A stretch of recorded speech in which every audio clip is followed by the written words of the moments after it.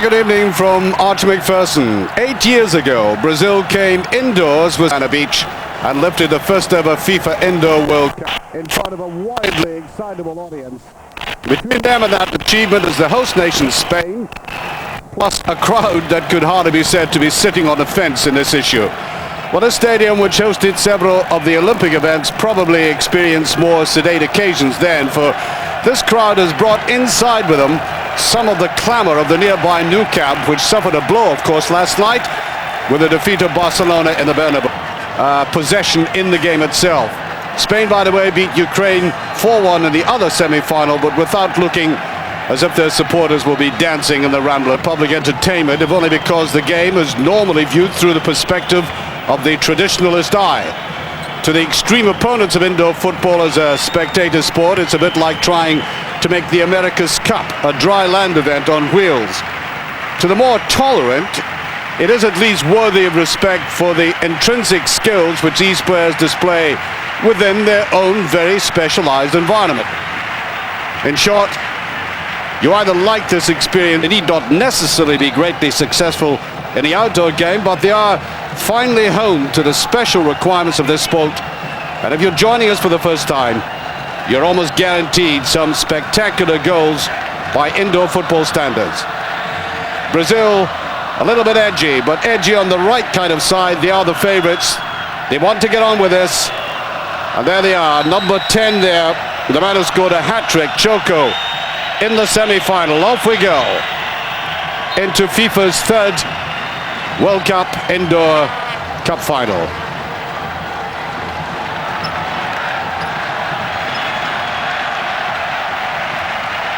As I said, neither of these teams played as well in the semi-finals as they did earlier on in the tournament, but of course semi-finals are always associated with a tightening up of play in any competition. You hardly ever see the best of football in semi-finals.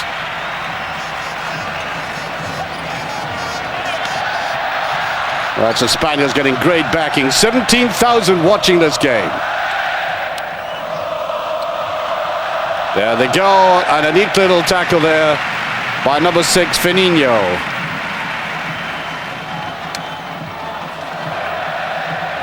Top goal scorer is a Brazilian. You will see him. He's wearing number 5. His name is Manuel. He scored 13 goals in the tournament. And a tidal wave of sound surging back and forward. And I think the decibels are an encouragement to the ears of the Spaniards, but they have to be very cautious against this team.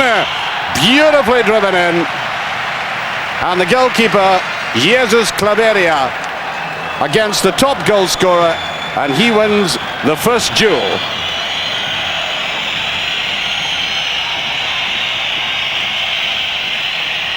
The football is slick, there's no doubt about that. At times it is. It can disturbingly become extremely defensive.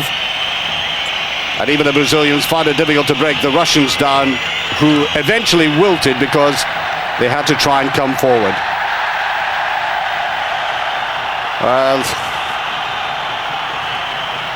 Well, you never come to a football match in Barcelona without getting the crowd involved. No difference being played indoors. Here's Torres Fuentes.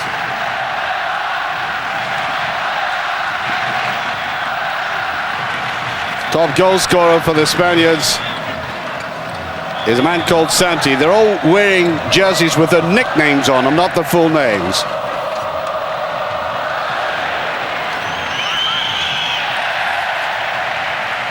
We had two hat-tricks in the semi-finals, one by Choco, as I've already said, the Brazilian player, and one by Vicente Martinez Bass, to give him his full name, scoring 3 for Spain against the Ukraine.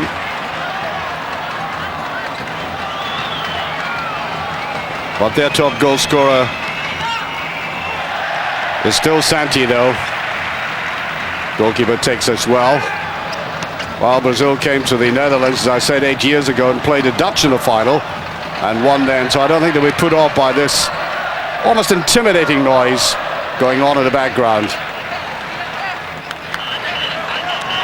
Present at the game today, the man who announced he's retiring from his seat in the presidency of FIFA at the end of the World Cup in France, Jean Havelange, and also Lennart Johansson, who's one of these men willing and able to take over. And it just goes out. Well, you know, commendable though FIFA's efforts at world standardization are, it seems to have developed a kind of over-sanitized sport with too many stoppages.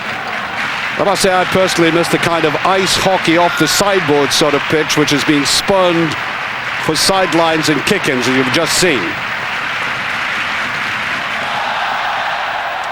Well, good defensive work there. Danilo came back and a little bit of aggro. I'm not too worried about that. As I said, if anything, I think this sport is over-sanitized. And too many stoppages in my mind, to my mind.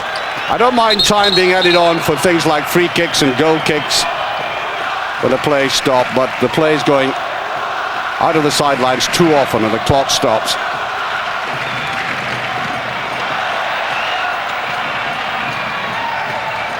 That was Firmino trying to get away.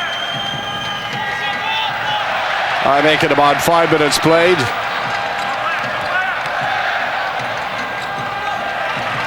And the clock will stop again. Vicentin. That's the man who scored the hat-trick in the semi-final. All the goals we saw being scored were really spectacular by these standards.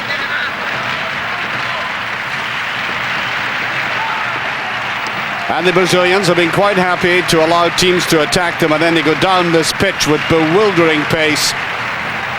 And their shots that go whipped in with such confidence and elan that distinguishes them from the other sides. It really does. Arriba, you hear from the bench there, that was Ferreira picking it up. Here's the advance, they're surrounded, and he almost gets it through there to number 5, Manuel. Here's number 5, Vicente. Spain's number 5 wants an area himself, and that was Arnaldo Ferreira. Tiny, diminutive little character, very tricky indeed.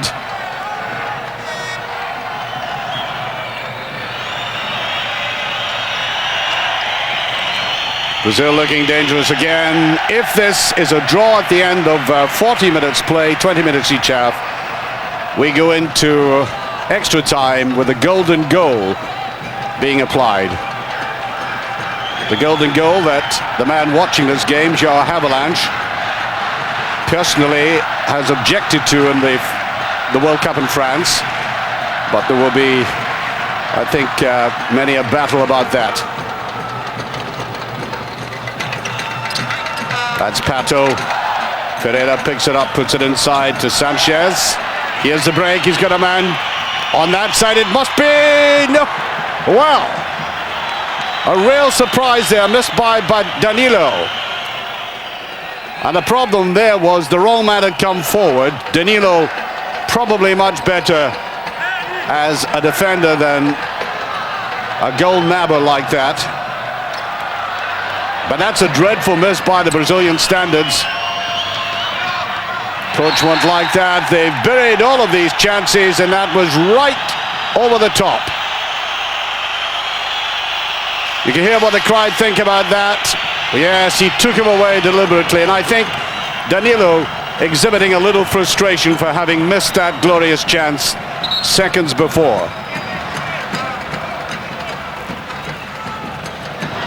Squads of 12, and they can sub at any time.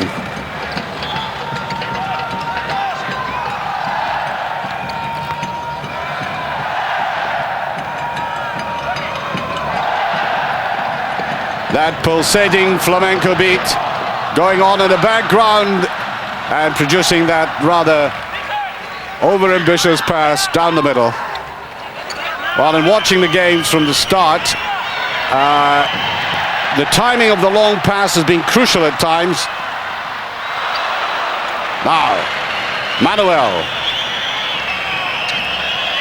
That's so much that is left of this half.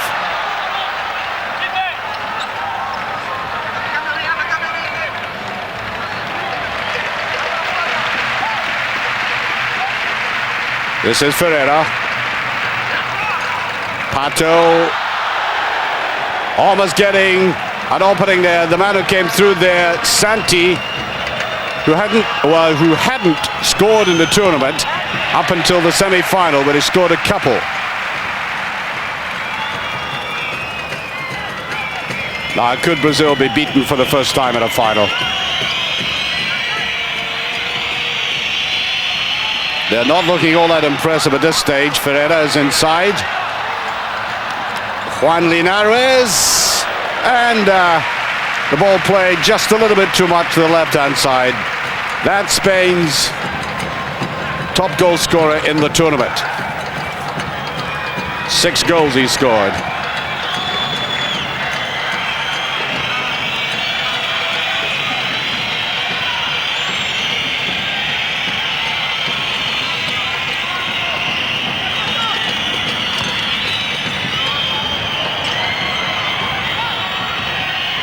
Trying to cut inside, and he has good tackling in the middle of defense.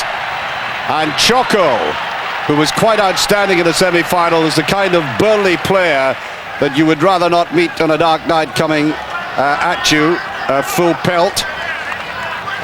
He is very uncompromising as he goes forward, and although this is not meant to be an overly physical game, he does make his physique pay off.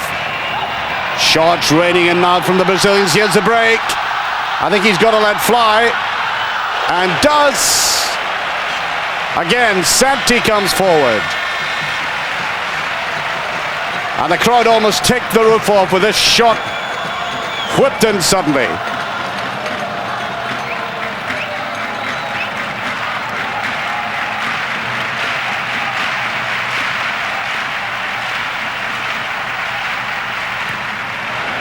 Tried to squeeze that down unexpectedly, kept it low. I think they were probably Serginho expecting the cutback.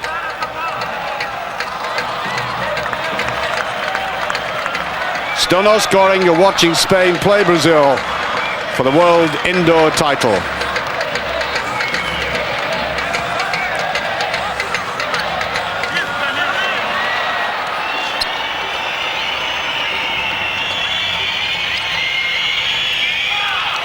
Juan Linares. That's a lovely little ball and just plucked away there from the eager feet of Ferreira. Choco got to do it this time, and he does. Brazil open the scoring, and a man who missed that chance earlier on, Danilo, 25 years of age, comes to the bench to celebrate as the holders of the World Cup blast the way into a 1-goal lead. An ominous moment for the Spaniards. Brazil 1 up. Typical of what we're seeing from the Brazilians earlier on in the tournament, where they haven't looked all that impressive in terms of possession of the ball, but they have been simply overwhelmingly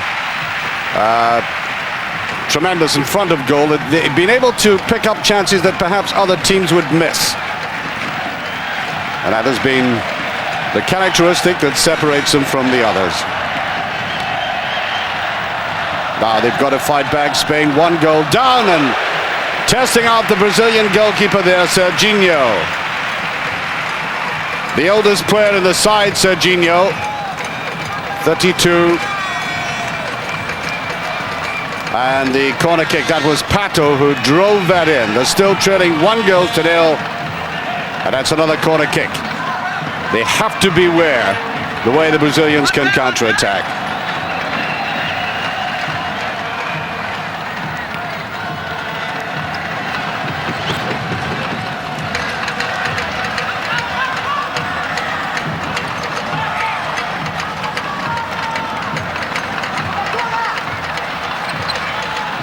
Now they're circulating the ball all right, but watch the Brazilians in defense.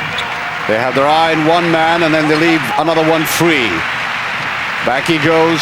Choco covering up this time. elements of handball or basketball in the way the game is played, and I think it's going to be difficult. That ball by Javier Llorente fired in.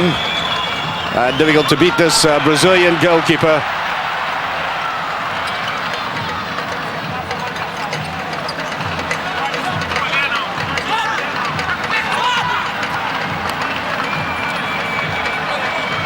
A high up and under. Nobody from the Brazilian team eager to pursue that, and I think quite rightly too. They just want to draw Spain forward. The run wasn't made there. And notice the ball, as it was played high in the air, that didn't bounce as much as you might expect from the smaller ball. I think this has been carefully worked out by FIFA.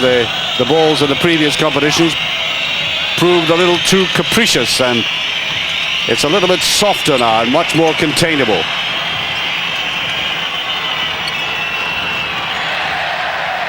Well, not bad having a tackle like that, and the driving shots of the Brazilians really have been staggering at times. They do hit the ball much more cleanly than any of the other sides. They're leading by 1-0.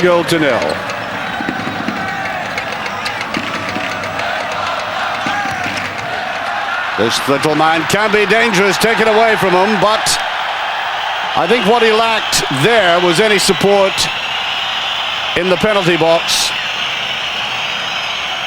or penalty circle. But they do get the corner kick. Not that that normally brings any great advantage.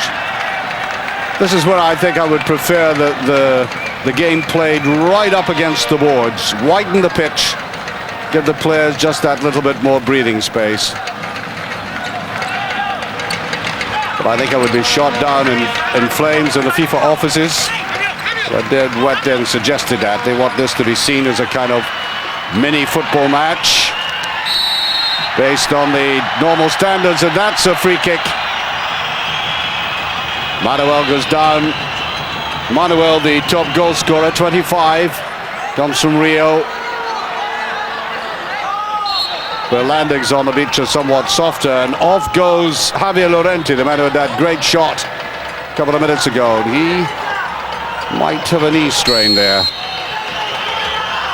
There goes the Spanish goalkeeper. They can't get it through the defensive wall.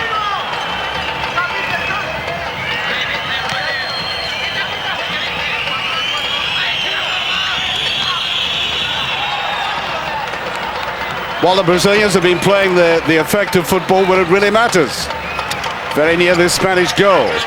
They're quite content to let Spain, as you have already seen, play the ball around,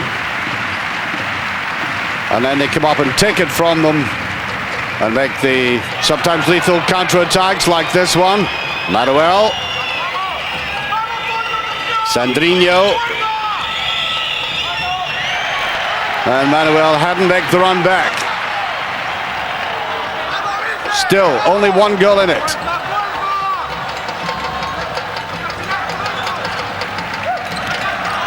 That's almost got through there, you know. That was good play by Spain.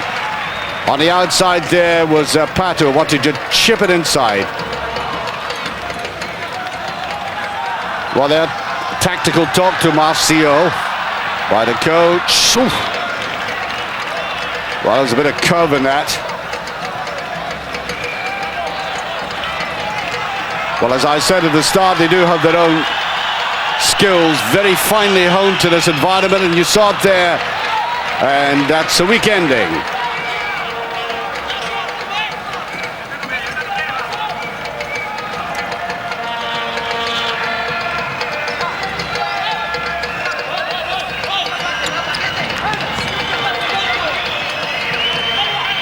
Sandrinho put it right across here. Look at the running off the ball by the Brazilians. Pass, then move.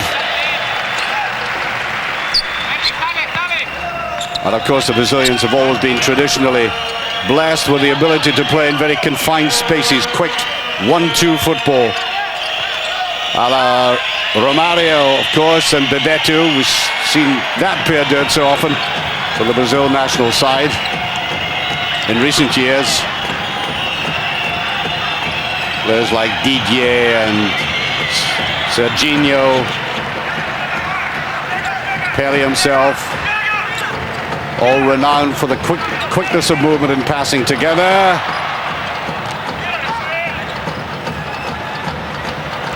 Well, after 2 weeks of this football, I dare say some of the legs are tiring out there. It's very demanding, the sport. I know it may not seem so,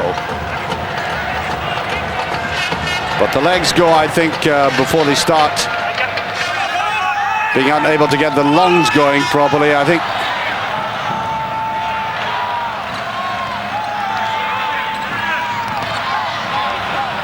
push forward there by Ferreira. On comes Sanchez. And what they require in this game above all else is flexibility. That's the long ball played forward. And nobody running onto that. Every now and again they change the tactic.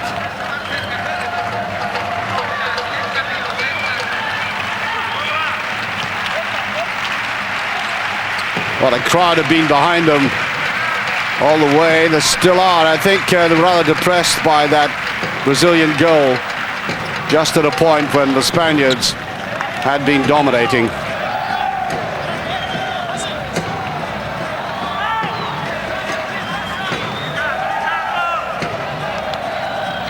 Now Pato wants to try and play it inside. He does, and a good save. Almost getting to the feet of Arnaldo Ferreira. Well, the one quality this little man has is being elusive, and the goalkeeper anticipated that extremely well. So, Brazil still lead 1-0. A little touch of magic you need to play against the Brazilians. You have to be very patient indeed. Because as it turns out, although they're renowned for their attacking, they have excellent defensive skills as well, and a first-class goalkeeper, as you saw with that excellent save there, which meant that the score still remains 1-0 to Brazil. Choco goes down, and I think there might be a yellow card, although a kind of sly grin in the face of Arnaldo Ferreira there, claiming he had put on a little act in falling down. Well, he does get the free kick. Right on the line. These are the fouls recorded. After the fifth foul, when you get the sixth, they get a free kick from the spot in front of goal, with only the goalkeeper in. That's why they keep a tally of the free kicks. But I think FIFA will have to look at this as well, because the reward for that is a dubious one. Very difficult to score from that spot.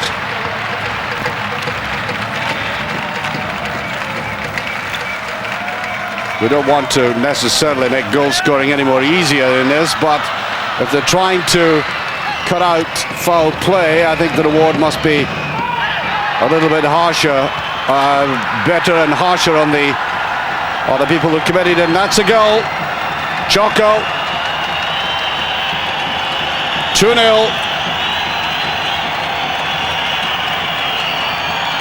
Now he scored a hat-trick in the semi-final. Drives forward there and unleashes that shot.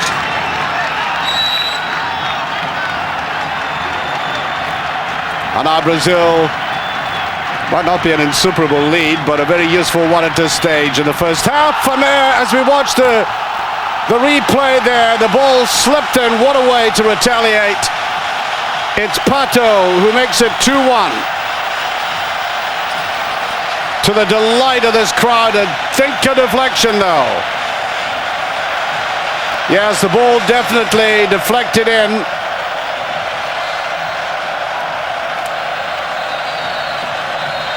Pato is going to get the credit for that. Two goals within 30 seconds, and at one stage there it looked as if, as I said, not insuperable lead, but a very useful one, and then suddenly Spain fight back. I think they deserve that for the efforts they've made in going forward, playing as aggressively as they can. I was saying about the free kicks, I think the reward should be that the team suffering was given a better chance of scoring. Oh, here's a very good one now. The goalkeeper comes out again, looking for somebody inside. That was Leonardis who made that break. And they're calling for a timeout. The Brazilian coach calling for a 1-minute timeout. Either coach can request that in either half. Well, this goalkeeper has turned out to be one of the best in the tournament.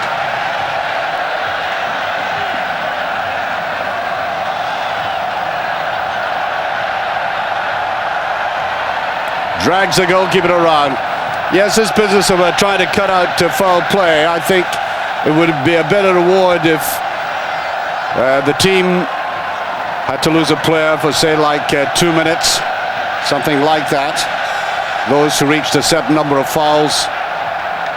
And the team playing more positively and committing less has that advantage.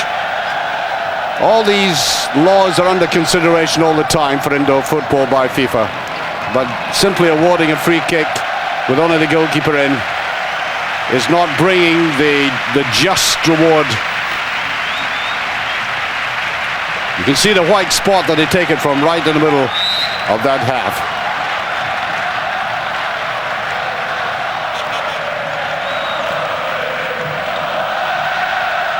A delighted crowd now. Certainly can sing. It is part of Spain. Well, they're claiming a corner kick. Yes, that seemed to come off the Brazilian player.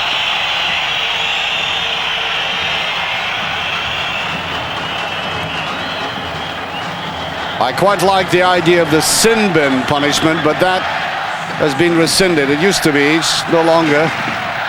Although when a player is sent off for good in a game, if he's red carded, try to take that quickly. Choco getting involved. When a player is sent off, a team can be down to 4 players for only a couple of minutes, and then they can bring on another player.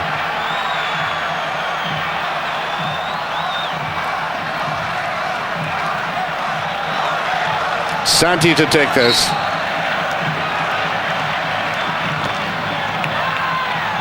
Brazil coming out very fast for that. That's the right kind of technique for that situation.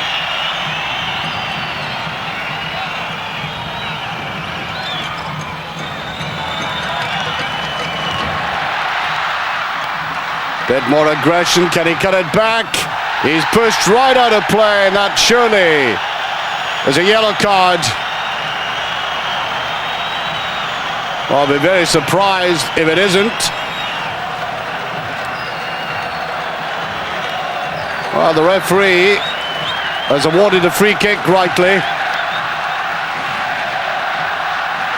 That's the 4th one that Brazil's conceded. Difficult angle this, the goalkeeper gets to it again.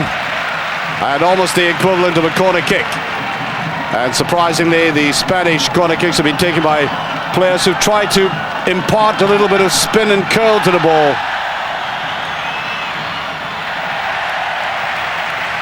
Rather surprisingly, pass-backs allowed in this form of football. I think it's about time they banned that.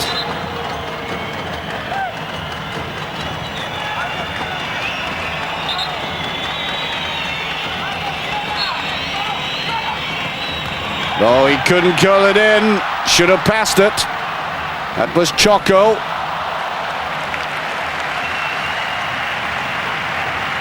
Well, I think the game might have died very quickly for the Spaniards had they not got that goal within 30 seconds of Brazil's second.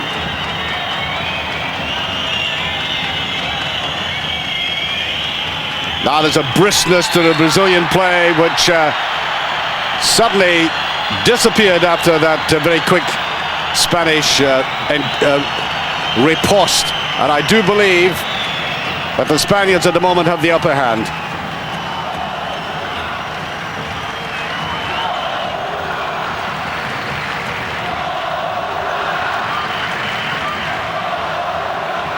Next free kick that is committed, you hear the horn signifying 5 free kicks. Next one, driven in quickly, and he puts it anywhere to safety. The crowd applauding any decent move by the Spanish side.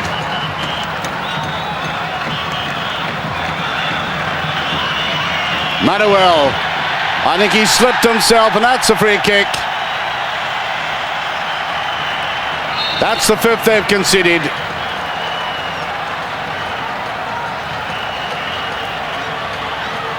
Although I did think he lowered himself rather deliberately.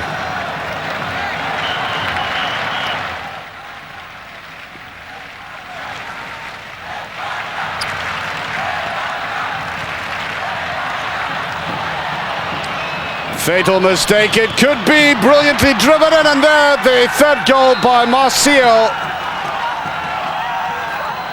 3-1 for Brazil, and that comes from that mistake in midfield. A dreadful error. And a high percentage of the goals scored in this tournament have come from mistakes made round about the halfway line. And if the teams have had the ability, like the Brazilians, to strike very quickly, as they do here. Spanish defender there, number 7, Pato, a little bit slow in the uptake, not being able to come in for the rebound. And so the 3-1 behind, 2 minutes of the first half remaining.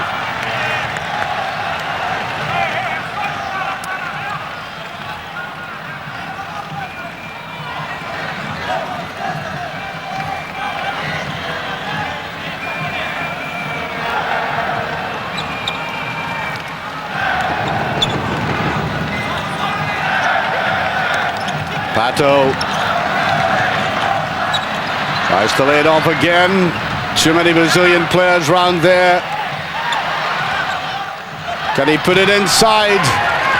Really, their covering up has been excellent.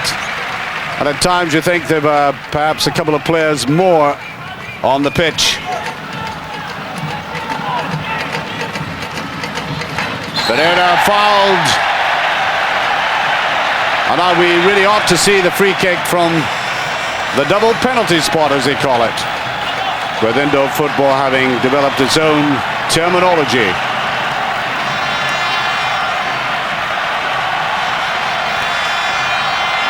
Put another way, it's a free shot at the goalkeeper. Well, you can see what I mean. It's, you know, I think if they reach this stage, perhaps a harsher punishment is one of the players going off, Brazilian players going off. That might teach them a lesson or two, but it's very difficult to score from this distance. Again, a goal of 3 meters in breadth and 2 meters in height.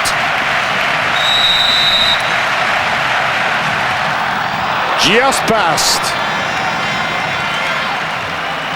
And I think it is intimidating for the kicker of these free kicks when the goalkeeper slightly advances. Watch a goalkeeper coming out there. In the classical way, narrowing the angle.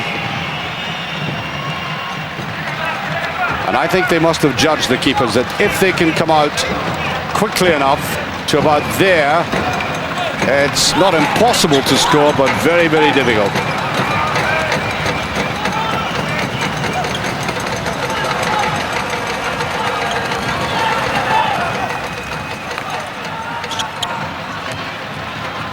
Can't keep the ball in. Let me repeat, the Russians won the bronze medal by beating the Ukraine 3-2 in the 3rd, 4th place playoff. Listen to the Brazilian drums. I don't think I've been to a Brazilian football match, and I've been to many without that incessant beat. It's like the pulse beat, kind of metronomic assistance to the players.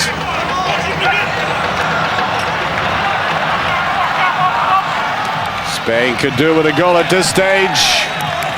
The clock stops.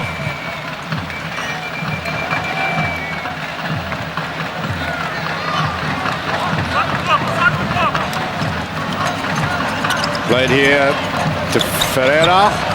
Ferreira going into the box again, or trying to. I notice how quickly the Brazilians have been closing them down. I think the ball has gone out of play in any case. Only a few seconds away from the end of the first half. And they get the corner kick.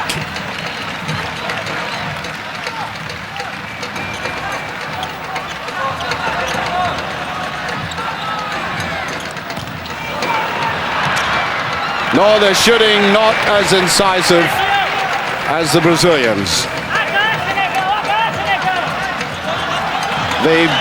I suppose when you look at their games, percentage-wise, they've had fewer efforts at goal than some of the other teams, but they've been able to score with so many of the shots.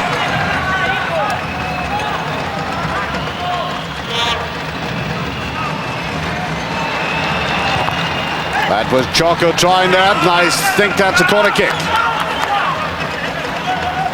Formidable pair of shoulders. I don't think the coach would argue with him, would he?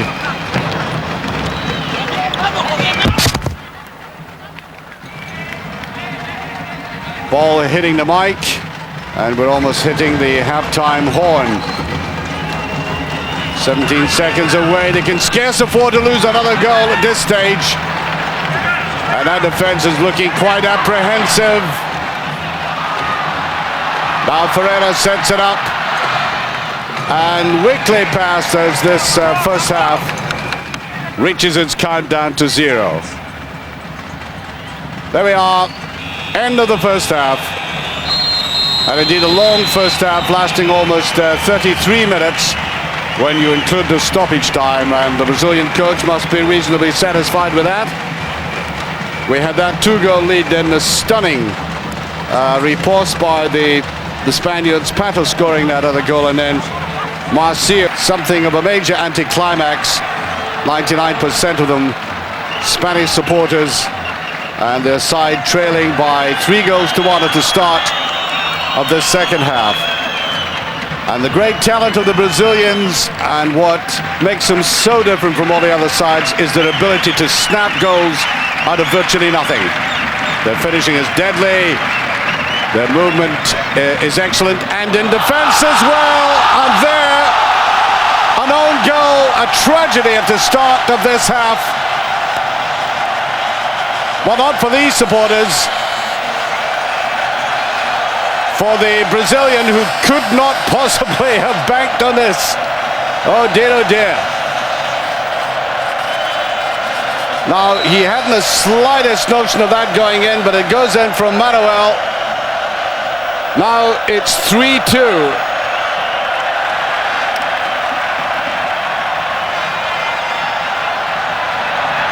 Not divine inspiration, but maybe the Spaniards will think somebody up there likes them.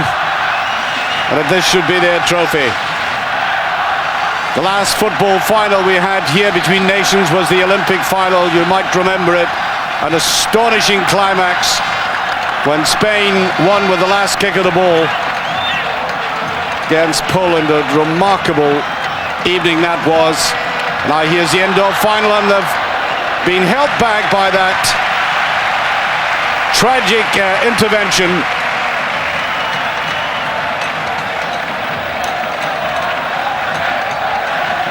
It's now 3-2, and that's electrified the crowd.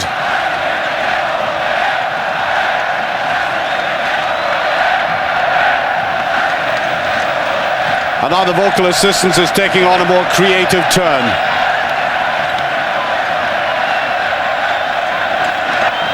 But they're never more dangerous than in a situation like that. And Jesus Claveria, angered that that shot was able to come in from Bajé.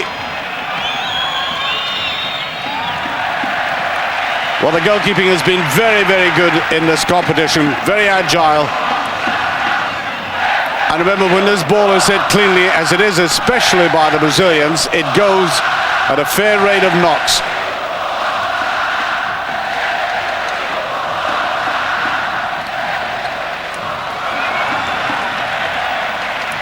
Well, that's the man who got behind that goal. Tragedy for him, Manuel. Well, tragedy maybe Little too strong when a team is still winning by 3-2, but a personal one for him, as paradoxically he's the leading goal scorer.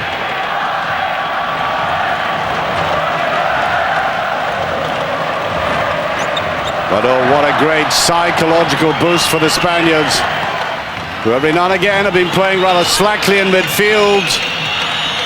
Now Choco pushing his way forward. Yes, I think he has been allowed to get away with his rather physical approach, rather over-robust at times, and he's got the physique to do it. I think the elbow came out at the end there. That's the first free kick of this half. And back come the Brazilians again. They had 3 men on the defensive wall. 3-2 to Brazil. Looking for a layback, and a little bit too obvious now. Here he goes again, Choco. He wants to go on his own, and he should have pushed it to the side. Now Ferreira goes in for the tackle here, and I think that was a free kick. Notice the follow through with the right leg by Ferreira. A sly little dig at the player, and the referee rightly taking that up.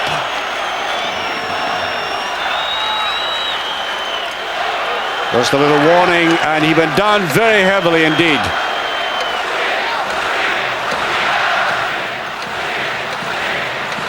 And that had been an extra burst of adrenaline by both sets of players. The Brazilians, I think, hurt by that own goal, and the Spaniards given another lifeline. And off goes one of the most dangerous players in the tournament, Choco. Now, I wonder if he's gesticulating at the Spaniards or his own supporters, because I don't think the referee will take too kindly to that. Anyway, here's a shot in. Oh, glorious finish. Danilo. Now, I have emphasized how difficult it is to score from any free kick given a defensive wall. And that was done with pinpoint accuracy. A little in off the cushion into the net. So it's now 4-2. The scorer Danilo, who missed some rather easy chances earlier on in the game. Spaniards trying to come back, and that's a shot again by Ferreira. I mentioned the difference in appreciation of this game with the outdoor game, but I think any professional footballer would admire, under any circumstances, the way that free kick was drilled through a very heavy defense. Here they go again. Wants to go on his own. That's Manuel wanting to take vengeance for that own goal that he scored. They're 4-2 up. Well, highs and lows for the Spanish in this, just when it seemed as if they would get back into a much stronger position. The Brazilians have struck again, and there's a miss. That does surprise me. Choco, and maybe that injury he had, and from which he went off, has interrupted his balance. Should have put that away.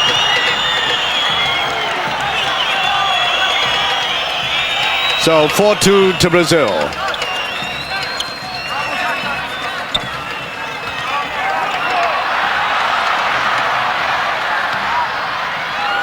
Oh, that won't beat a goalkeeper of that quality, Jesus Claveria. Forward they go again. Oh, brilliantly driven in. Vicente Martinez Paz, who scored a hat-trick in the semi-final, brings it back to 4-3. Glorious finish again.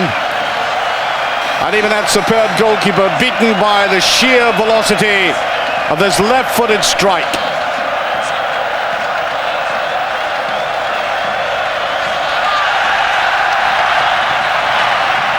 And the crowd almost taking the roof off this splendid stadium. It's really magnificent, atmospheric. empty like a cathedral, but when full like this, and when Spain are in action, you get the real value of indoor sport. The involvement of the crowd, the response of the players. That's just full again and just touched away there by Van der. On comes the top goal scorer, Manuel. 4-3 to Brazil.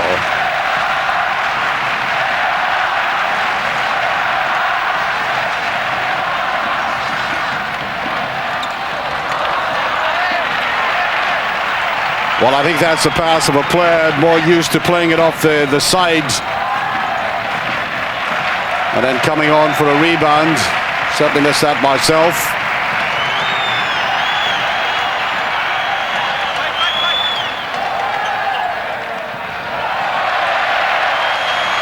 Well, they're playing confidently enough, but they're deep in their own half. Brazilians don't mind that. And that was careless play. Coach didn't like it. Back goes the goal scorer, the last goal scorer, Vicente. Ooh, very close indeed. I think almost took Claveria by surprise.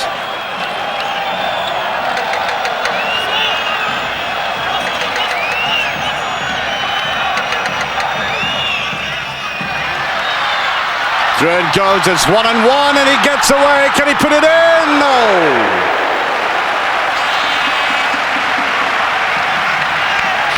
And the resonance of disappointment there, rebounding from the roof. As that Spanish crowd went, ooh-ah.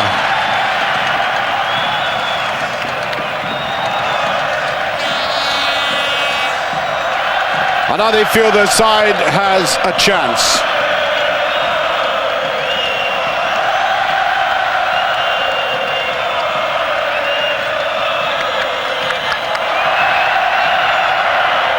Well, they're closing them down well, don't let them settle. And they're doing exactly what the Brazilians have been doing at the other end, just containing their opponents within their own half.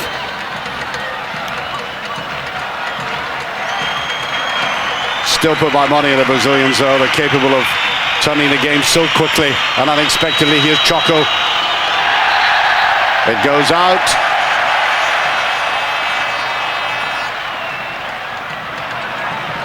And in certain ways, Espana's just as talented as Brazil, except in front of goal. Greater goal-scoring capabilities. Free kick to Brazil.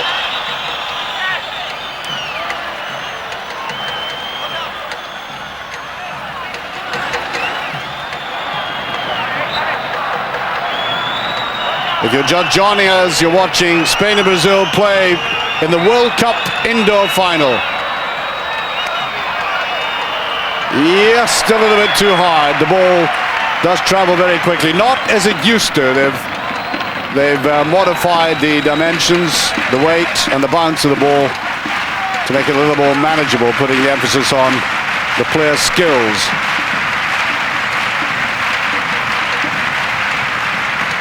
That's slower build-up. This is where it's got to be a little bit different.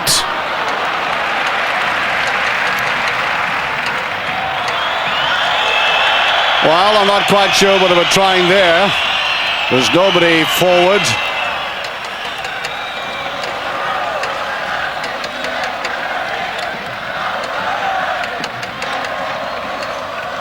Try to drag the ball with him. And if they do that, he's got to somebody very close by him. That's a beautiful ball. And number 5 there, Vicente, just couldn't keep it in. Now the man who you saw just coming on there, Ferreira, probably the best in front of goal of the Spanish.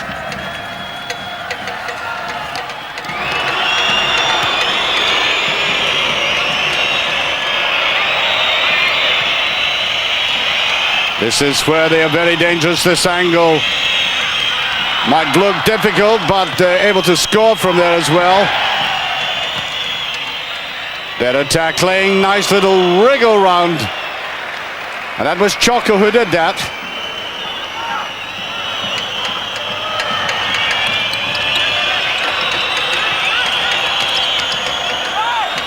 Chaco. Crowd don't like him. Remember the gestures he was making towards them. Oh, that's what I meant about them firing it in very quickly. That's Manuel. On comes Fran, famous Spanish footballing name.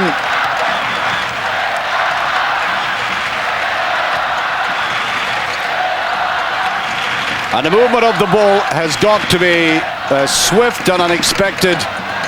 And look how static the Spanish players are at the moment. There's a run forward. Here's the shot coming in.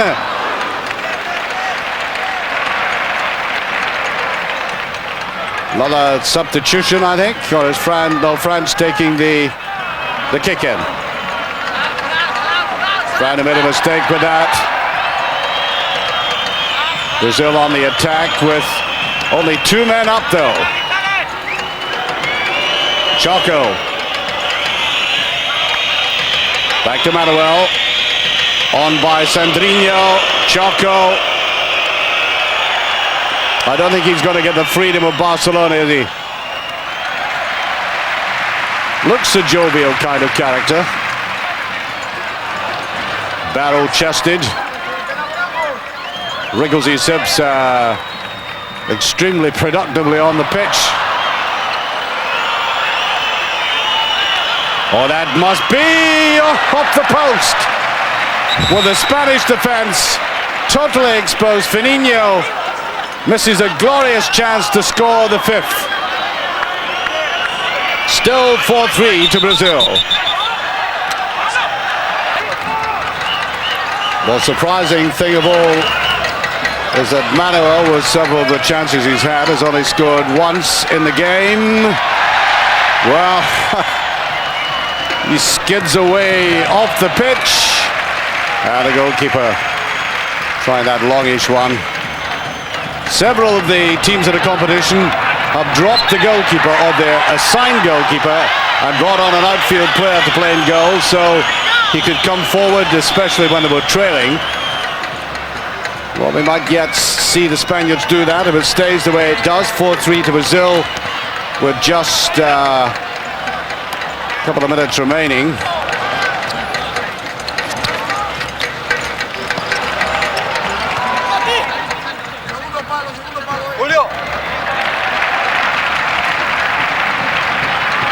While the substitutions being made. The training consists of making sure they can sprint over short distances and keep it going for, well, something like 80 minutes. Given all the extra time that is played.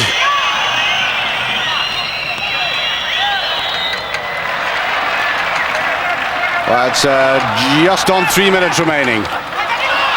The Brazilian 2 against 1. Has he taken it a bit wide? Yes. Number 12, Van der. That's dreadful play by the Spanish defense. You certainly wouldn't see Brazil leaving themselves as exposed as that. 2 against 1, and they get what they deserve for, once again, not having enough in support. And now they're making it very difficult for themselves. 5-3 to Brazil. And given their defensive capabilities, a very forlorn situation there for the Spaniards.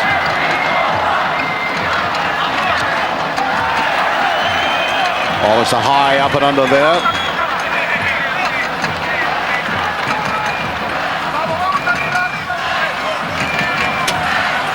Well, the crowd have stuck by the Spanish team. They've had their ups and downs, as I said. And one thing the Spaniards have been able to do is to strike back very quickly from... It's been a sequence of 2 goals behind and then pulling one back. Now it's 5-3 and looking infinitely more dangerous for them. There's annoyed with that. Marcio coming up. Now scored 3 goals in the World Cup finals. Barcelona's magnificent indoor stadium, the Palau Sant Jordi, has been reverberating with the noise of a crowd really engrossed in what has turned out to be, within the environment of indoor football, a splendid game.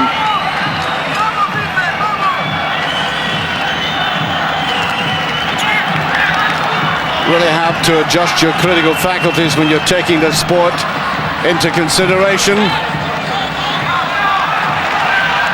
And one of them is looking at players like this. Little bit Vicente tries to go into the box there.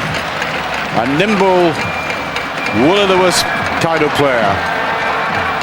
Now Pata will take this. They desperately need a goal now. Look at a number of corners the Spaniards have had to no avail, or to no great avail.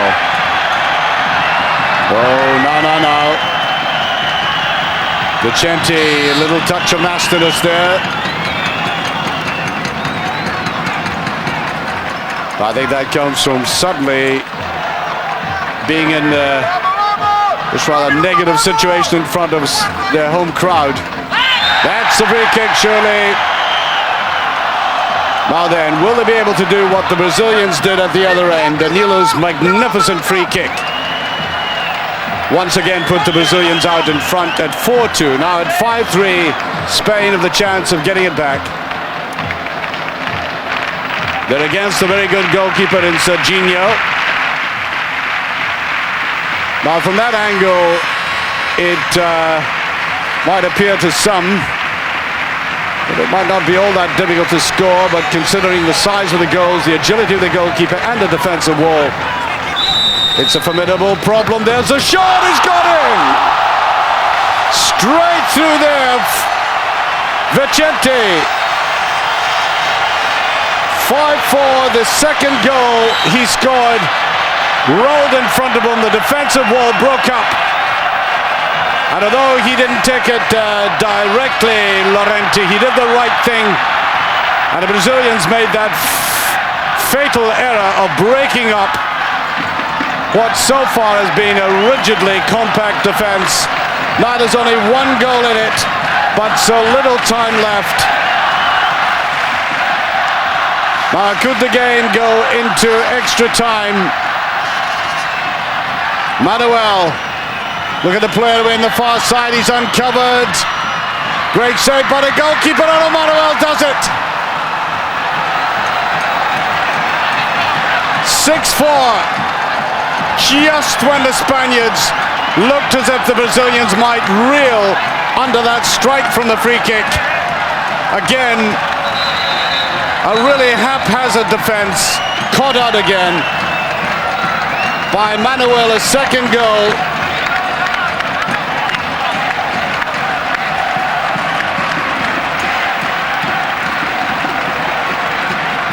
And you would think now that it's beyond Spain. 6-4.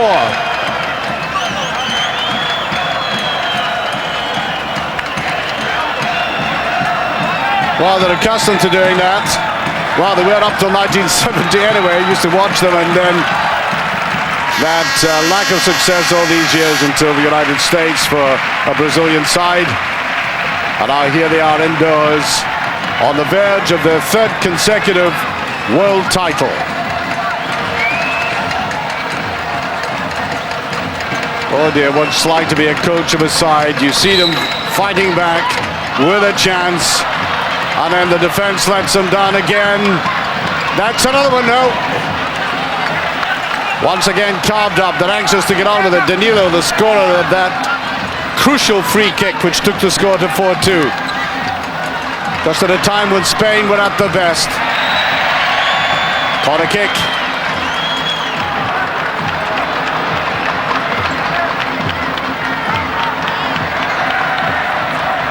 Has to try it inside. Now 2 against 2. There's a wonderful bust through the middle. This might be the end. No, good save. Claveria came out very quickly. Got to touch it inside, and what a marked difference, a contrast there is between the way the Brazilians can defend than Spain. That's been another crucial element in this game. I think the goalkeeper got a touch to that. Serginho. Shot again there by Vicente.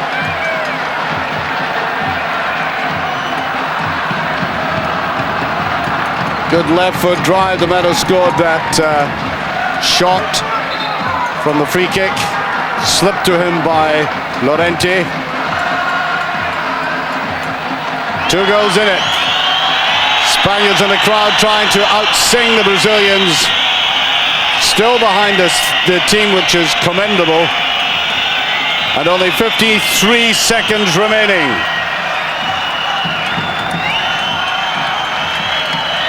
Still 2 goals in it. And the president of FIFA watching this very closely, hoping for another Brazilian triumph. He didn't want to go to extra time again. Remember what happened in the Olympic Games when the golden goal counted against the Brazilians, and surprise, surprise, it's been dropped for the next World Cup. Or at least at this stage it has. So he didn't want to suffer that again. We don't look to be heading for extra time. It looks another Brazilian triumph.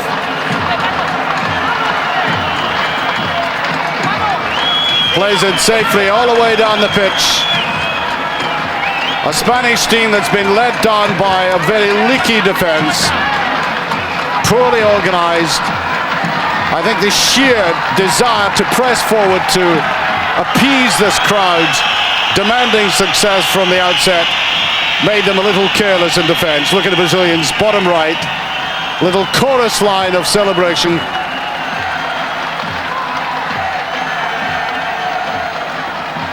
Wow, they scored excellent goals. 5, 3, 2, 1, and Brazil once again are the champions of the indoor world.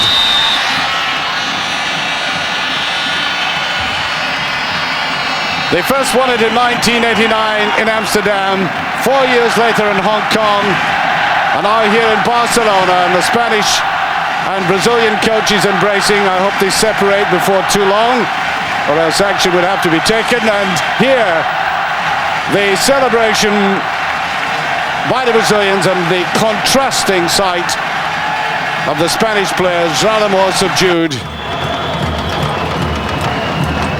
The Brazilian supporters waiting for the presentation of the trophy. Well, Brazilian players are well known in this part of the world. A man called Romario, of course. There's Juan Samaran. Mr. Blatter at the back, Joseph Blatter. And João Havelange. 3 of the most powerful men in world sport. And the trophy goes to Brazil. Well, when Mr. Blatter says something, you've got to obey, and the